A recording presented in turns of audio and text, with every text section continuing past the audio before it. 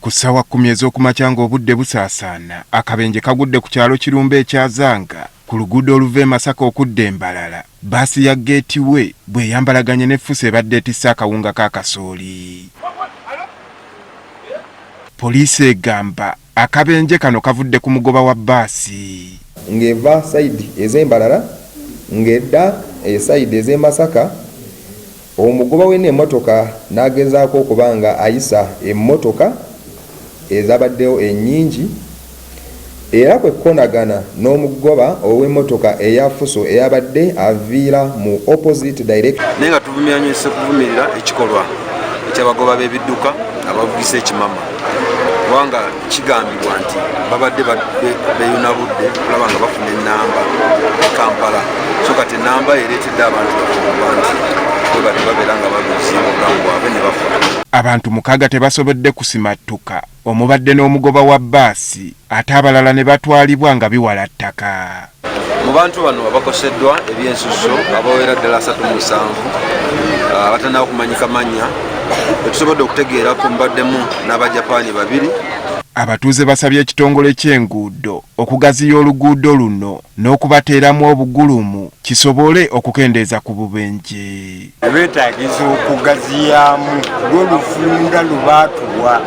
Nga driver wa baasi abadde avuga bubi, abadde avugisa kimama. Naye basajja ba baasi bano balina omuze, ye bw'alengerayo bw'ati n'alabanga wali emmoloka entono oba emmoloka yonna nga tennamutuuka, yamanyi nti bw'onoomulaba ojja kugwa akataka kubanga wamanya nti we wa baasi. Kyokka abatuuze bavudde mu kutaasa abantu ne batandika kunyagulula. N'akawunga akabadde ku Fuso tekalutonze, ng'abamu balabiddwako nga basiimuula omusaayi ku kkutiya zaako. Mu ddwaliro awatwaliddwa bakaawonawo, akabenje kano bakanyumya nga lutabaalo. Nze mbadde neebase nga nze then nempulira ekintu kikubye, nagenze okulaba nga baasi yeekiise teyagala kugwa. Bategeezezza nga bwe babadde balabudde ddereeva wa baasi ku nvuga ye, kyokka ne yeerema. Kiruga mu nsozi akaba nahita amakoona twamugira iwe koyinemu abantu watutwara mporampo. Enkumanya oba yanaarya z'amayirungi oba yanaarya ki, ndeba yayimuka yiza yaza omusi bwawe twaviridde awo ekisolo yazebwe yatuuse awo mu gundi mu nsozi, twagenza okulaba emmotoka ng'etaggala.